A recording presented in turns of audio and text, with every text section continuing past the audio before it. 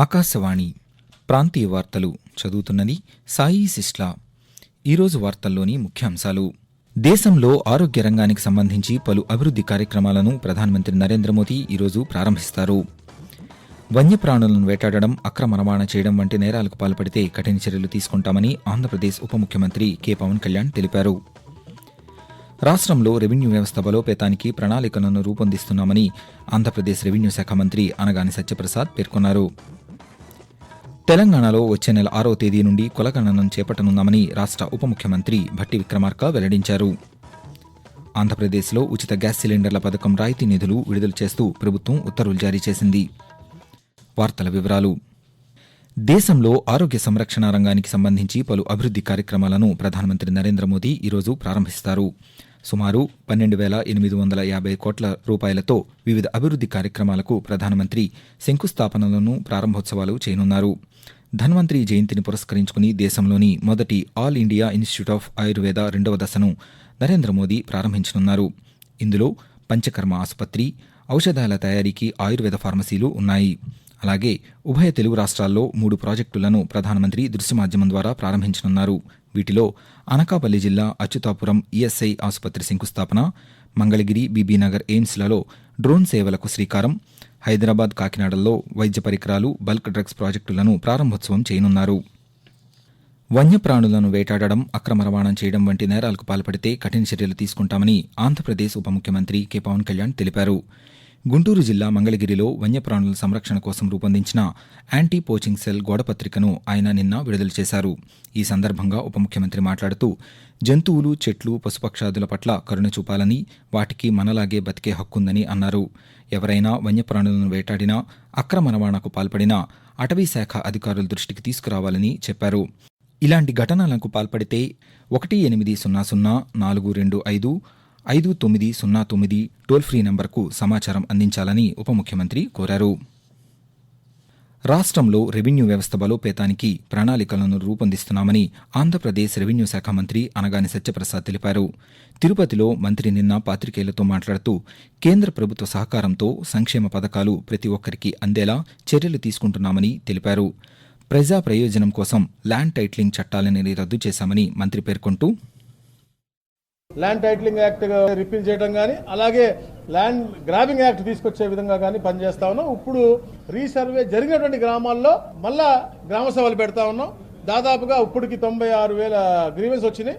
మేము ఒక 25-30% గ్రీవెన్స్ ఉంటాయని చెప్పి అనుకుంటా ఉన్నాం. పేదవాళ్ళందరికీ కూడా వారి భూమిని సక్రమంగా అందించే విధంగా రీసర్వే పూర్తి చేయాలి.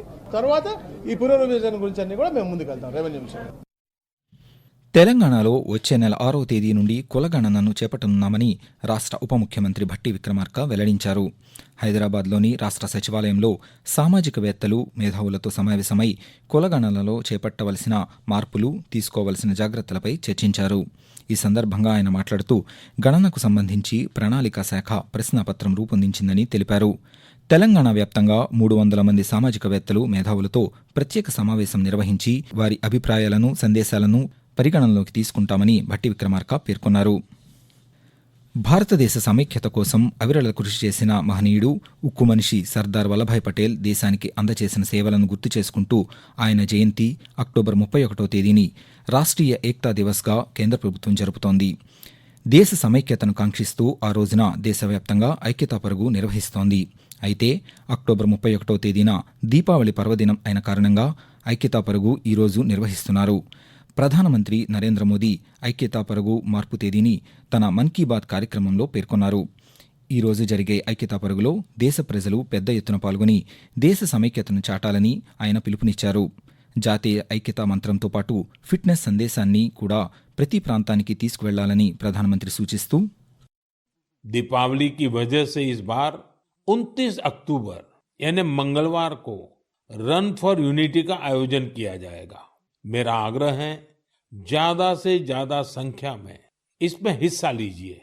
देश की एकता के मंत्र के साथ ही फिटनेस के मंत्र को भी हर तरफ फैलाइए. ఆంధ్రప్రదేశ్లో ఉచిత గ్యాస్ సిలిండర్ల పథకం రాయితీ నిధులు విడుదల చేస్తూ ప్రభుత్వం ఉత్తర్వులు జారీ చేసింది. పథకం అమలులో భాగంగా సిలిండర్ల రాయితీకి సంబంధించి 895 కోట్ల రూపాయలను విడుదల చేసేందుకు ప్రభుత్వం అనుమతినిచ్చింది. ఈ మేరకు పౌర సరఫరాల కార్యదర్శి ఉత్తర్వులు జారీ చేశారు. మరోవైపు ఈ నెల 31వ తేదీ నుండి ఉచిత సిలిండర్లను ప్రభుత్వం లబ్ధిదారులకు అందజేయనుంది. ఆకాశవాణి ప్రాంతీయ వార్తలు వింటున్నారు.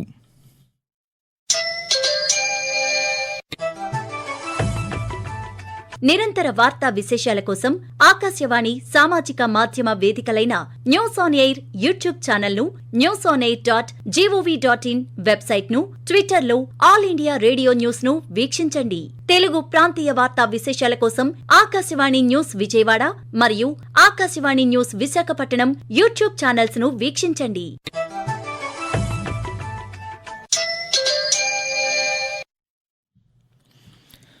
తెలంగాణలో రైతులకు ఇబ్బందులు లేకుండా ధాన్యం కొనుగోలు చేయాలని రాష్ట్ర ఐటీ శాఖ మంత్రి డి. శ్రీధర్బాబు అధికారులను ఆదేశించారు. పెద్దపల్లి జిల్లా మంథని మార్కెట్ యార్డుతో పాటు ఎక్లాస్పూర్ గ్రామంలో ధాన్యం కొనుగోలు కేంద్రాలను మంత్రి నిన్న ప్రారంభించారు. రైతులు పండించిన ధాన్యానికి తరుగు లేకుండా కొనుగోలు చేయాలని అధికారులకు సూచించారు. వరి ధాన్యం కొనుగోలుతో పాటు సన్న రకం వరి ధాన్యం పండించిన రైతులందరికీ క్వింటాలకు 500 రూపాయల అదనపు నగదును చెల్లిస్తామని మంత్రి తెలిపారు. ఆంధ్రప్రదేశ్లో పల్లె పండుగ కార్యక్రమం ద్వారా గ్రామాల అభివృద్ధికి 4,500 కోట్ల రూపాయల నిధులను ప్రభుత్వం మంజూరు చేసిందని అనకాపల్లి జిల్లా ఇన్ఛార్జ్ మంత్రి, రాష్ట్ర ఎక్సైజ్ శాఖ మంత్రి కొల్లు రవీంద్ర పేర్కొన్నారు. జిల్లా కలెక్టర్ కార్యాలయంలో నిన్న ఆయన సమీక్ష సమావేశం నిర్వహించారు. ఈ సందర్భంగా ఆయన మాట్లాడుతూ రాష్ట్రాభివృద్ధితో పాటు జిల్లా అభివృద్ధికి ప్రభుత్వం చర్యలు చేపడుతోందన్నారు.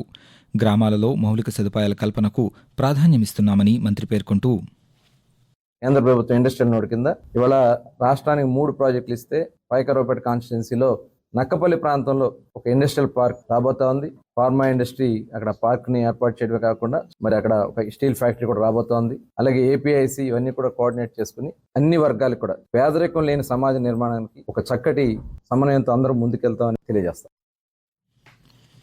ఆంధ్రప్రదేశ్లో నడికుడి శ్రీకాళహస్తి రైల్వే లైన్ పనులను పూర్తి చేయనున్నామని రాష్ట్ర దేవాదాయ శాఖ మంత్రి ఆనం రామనారాయణ రెడ్డి తెలిపారు.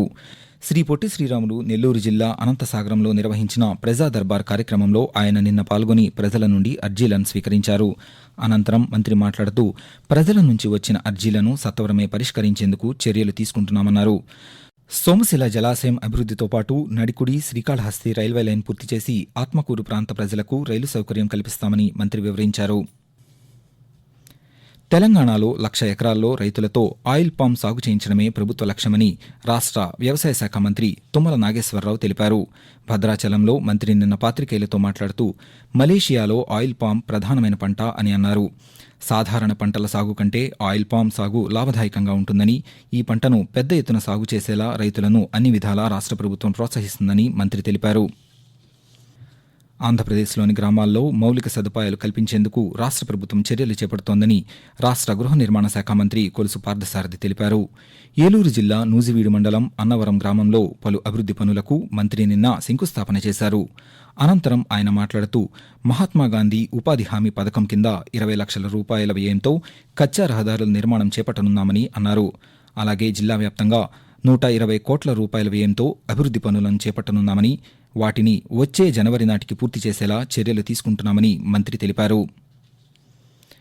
ఆంధ్రప్రదేశ్లోని ప్రకాశం జిల్లాలో నిర్మాణంలో ఉన్న వెలిగొండ ప్రాజెక్టును రాష్ట్ర మంత్రులు ఈరోజు సందర్శిస్తారు. రాష్ట్ర జలవనరుల శాఖ మంత్రి డాక్టర్ నిమ్మల రామానాయుడు నేతృత్వంలో ఉమ్మడి ప్రకాశం జిల్లా మంత్రులైన డాక్టర్ డోలాశ్రీ బాలవీరాంజనేయ స్వామి, గొట్టిపాటి రవికుమార్లు ప్రాజెక్టును సందర్శిస్తారు. ఈ ఉదయం దోర్నాల చేరుకున్న మంత్రులు తొలుత సొరంగాలు, వెలిగొండ కాలువలు, ఇతరత్రా పనులను పరిశీలిస్తారని అధికారులు తెలిపారు. ఆకాశవాణి ప్రాంతీయ వార్తలు ముగించే ముందు ముఖ్యాంశాలు మరొకసారి. దేశంలో ఆరోగ్య రంగానికి సంబంధించి పలు అభివృద్ధి కార్యక్రమాలను ప్రధానమంత్రి నరేంద్ర మోదీ ఈరోజు ప్రారంభిస్తారు. వన్యప్రాణులను వేటాడడం, అక్రమ రవాణా చేయడం వంటి నేరాలకు పాల్పడితే కఠిన చర్యలు తీసుకుంటామని ఆంధ్రప్రదేశ్ ఉప ముఖ్యమంత్రి కె. పవన్ కళ్యాణ్ తెలిపారు. రాష్ట్రంలో రెవెన్యూ వ్యవస్థ బలోపేతానికి ప్రణాళికలను రూపొందిస్తున్నామని ఆంధ్రప్రదేశ్ రెవెన్యూ శాఖ మంత్రి అనగాని సత్యప్రసాద్ పేర్కొన్నారు. ఆంధ్రప్రదేశ్లో ఉచిత గ్యాస్ సిలిండర్ల పథకం రాయితీ నిధులు విడుదల చేస్తూ ప్రభుత్వం ఉత్తర్వులు జారీ చేసింది. ఆకాశవాణి ప్రాంతీయ వార్తలు ఇంతటితో సమాప్తం.